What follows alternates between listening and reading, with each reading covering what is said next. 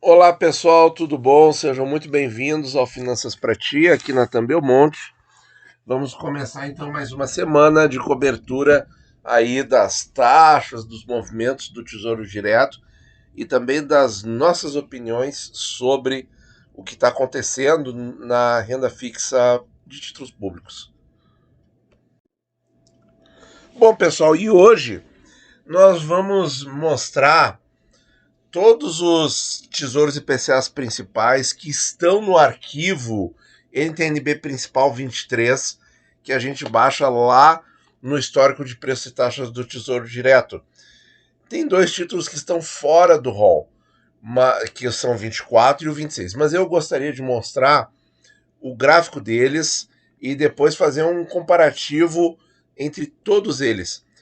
Porque o que aconteceu na semana foi ali, como vocês estão vendo aqui em azul a taxa, uma queda interessante, uma queda bem interessante aí de 30, 40 basis points, enfim, depende do prazo, e um respectivo aumento no preço, dando ali um certo alívio nas taxas. Bom, então o 24, como vocês estão vendo aqui, a gente viu isso, no 26, né, que tá 24 e 26, que deixam muitas saudades, com certeza. A taxa também fez esse movimento, com a taxa caindo e o preço subindo. E curtíssimo prazo, a gente sabe que a marcação a mercado é rei, funciona muito. O IPCA 29, o novo IPCA 29, já começou dando boas vantagens. Olha aqui, pessoal. E aqui eu já coloquei a média também para os outros, mas aqui a gente já pode apreciar uma média aí de 6,11 nesse ano. Claro, a amostra é muito pequena, mas veja aqui, ó, ele já começou o ano se apreciando, dependendo do dia, de 50 a 60 reais. Houve duas ou três oportunidades que esse título foi negociado a menos de 6%. Bem interessante. Porque, olha só, pessoal, o IPCA 29, ele agora, nesse primeiro ano, ele é parte intermediária da curva. 6 anos e meio para o vencimento. Ele não é parte curta ainda. Então ele tem um pouquinho de oscilação, tá? Ele tem um pouquinho. Outro dado muito importante e uma coincidência notável. Notável essa coincidência. Qual era o preço? Quem lembra aqui, pessoal? Qual era o preço do IPCA 26 quando ele foi lançado lá em fevereiro de 2020? Em torno de R$ 2.700. Exatamente a mesma faixa de preço do IPCA 29. Só que o IPCA 26, lá em 2020, você comprava ele a 2.700 com a expectativa de que ele chegasse a R$ 3.300, que era o VNA da época. E hoje você compra E aí hoje, o que acontece hoje? Tanto o IPCA 26 quanto o IPCA 29, você já tem uma expectativa deles chegarem ao VNA de R$ 4.000. Por isso, pessoal, que não tem erro. O Tesouro IPCA principal não tem hora boa, hora ruim. Sempre é hora boa, tá? Sempre é hora boa. Mas você tem que ter o prazo. E, bom, aconteceu a mesma coisa. A taxa caiu e o preço subiu com essa pequena, né, essa pequena abaixadinha aqui. No 35, a mesma coisa. Claro que tem um pouquinho mais de dias, porque ele continua no rol, né? E o 29 entrou no dia 9. E o 45 a mesma coisa. Apesar do prazo muito mais longo, o desenho da curva é praticamente igual. Olha aqui, ó, agora passando rapidamente as curvas, ó, vocês vejam como é tudo muito parecido. Ah, então é tudo a mesma coisa? Não. Não, não e não. Certo? E por isso que eu estou trazendo essa informação aqui. E agora nós vamos para a próxima aba, que é o comparativo dos IPCAs. Olha aqui, pessoal, que coisinha legal, que informação legal, que nenhum outro canal consegue elaborar. É o seguinte, pessoal, o que eu fiz?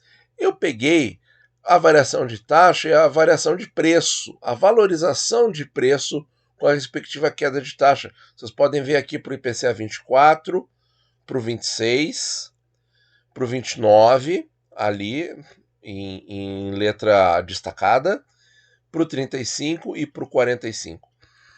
E aqui nós temos o quê? Essa curva de valorização de preço. Não é rentabilidade, porque nós não estamos fazendo resgate antecipado. É curva de rentabilidade. E olha aqui que interessante, pessoal. Aonde está o pico de rentabilidade? IPCA 29. O título que foi recém-lançado. Que coisa bacana, que coisa bacana. Então o Tesouro fez uma troca que nos beneficiou, certo?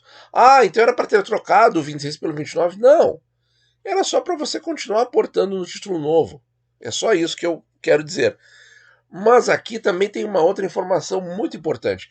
Porque nós temos aqui, nessa curva de valorização dos títulos, nós temos o quê? Todos os vértices da curva de juros. Nós temos os de curto prazo, 24 e 26, parte intermediária da curva 29 e parte longa da curva 35 e 45. E aqui a gente vê que coincide muito com a estratégia dos institucionais, de administradores de grandes fundos, que gostam tanto da parte intermediária da curva de juros. E foi exatamente esse belo resultado que a parte intermediária da curva deu. E qual é a tendência agora, pessoal?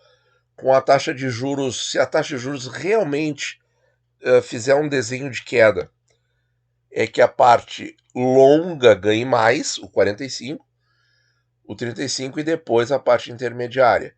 Claro, tem que ver qual vai ser a proporção nesses diferentes pontos da curva. Mas a parte curta aí vai ficar mais estávelzinha, porque esse é o papel dela. A parte curta da curva é ser estável, não oscilar tanto, e em períodos em que as taxas vão cair e vão dar um bom ganho de marcação a mercado na parte longa e intermediária, a curta não vai ter esse ganho fabuloso, tá? Ele vai ficar estávelzinho. Mas qual a grande vantagem da curva intermediária, já que, como você está falando, Nathan, se as taxas continuarem caindo, quem vai ganhar mais vão ser as pontas mais longínquas da curva. A grande vantagem é o seguinte, é que essa parte intermediária rapidamente se torna parte curta, em menos de 2 anos, o IPCA 29 vai ser um IPCA curto, com menos de 5 anos, portanto muito mais estável, muito mais fácil de carregar, e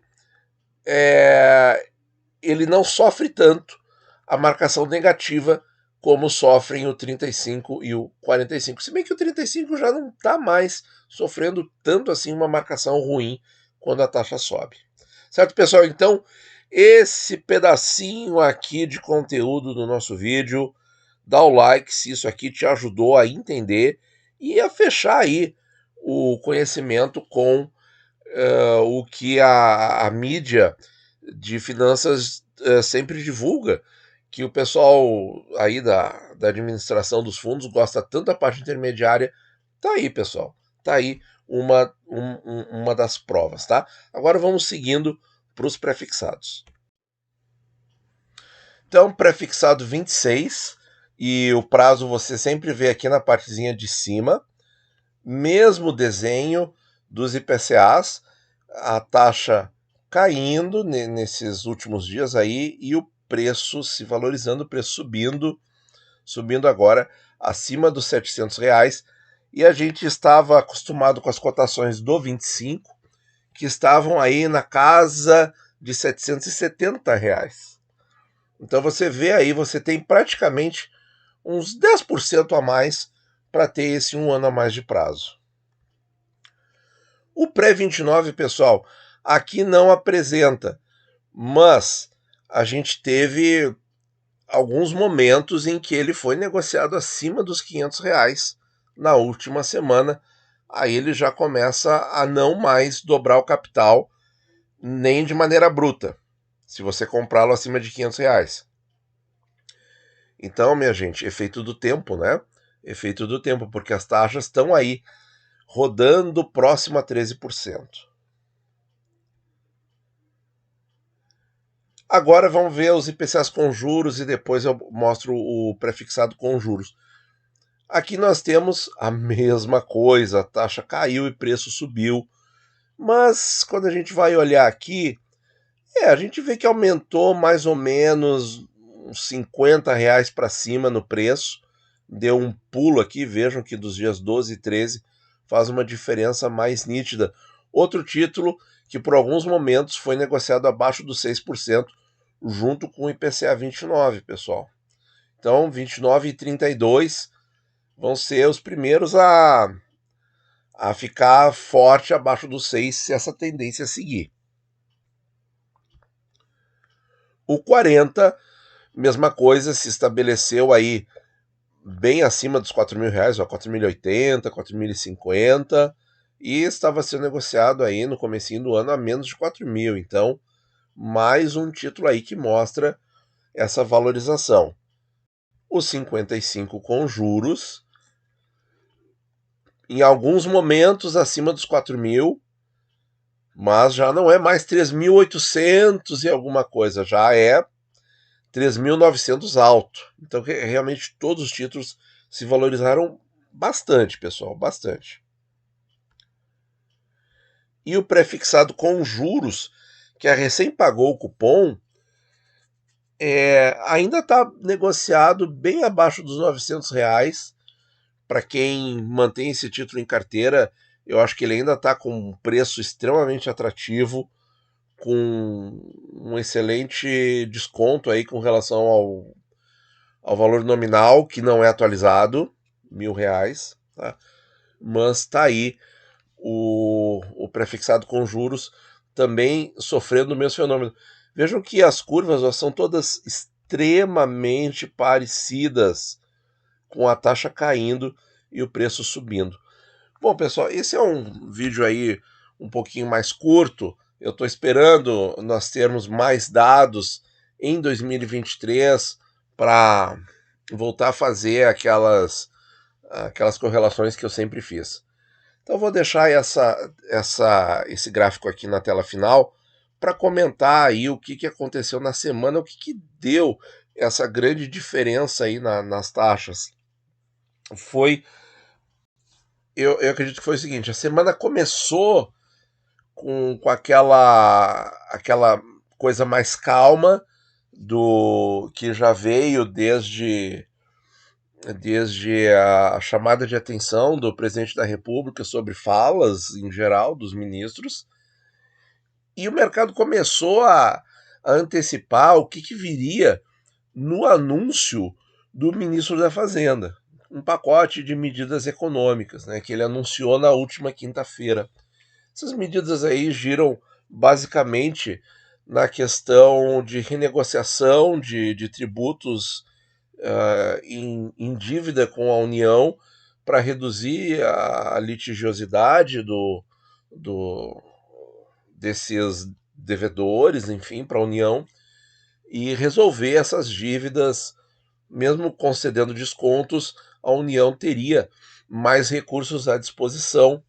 Vi também alguns vídeos falando de uma parte de mais impostos, mas isso aí a gente não tem os dados concretos ainda, a gente não tem o que comentar de maneira mais objetiva. Mas o que eu posso destacar? É que o mercado antecipou e realmente eu li algumas matérias antes do anúncio no ministro da Fazenda e bateu tudo. Era exatamente aquilo que ele anunciou. Então o mercado já sabia. E aí na quinta-feira o DI Futuro começou a subir de novo, mas de uma maneira mais tímida.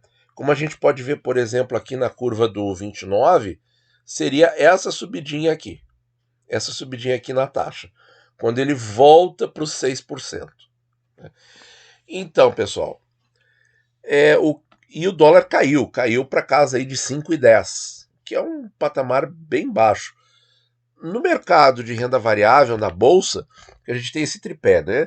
Juros, dólar e bolsa. Então os juros caem, o dólar cai e a bolsa sobe. Só que a bolsa não subiu em virtude aí da grande varejista né, lojas americanas com problemas contábeis aí, problema grave, né, pessoal? Uma coisa aí muito triste, né?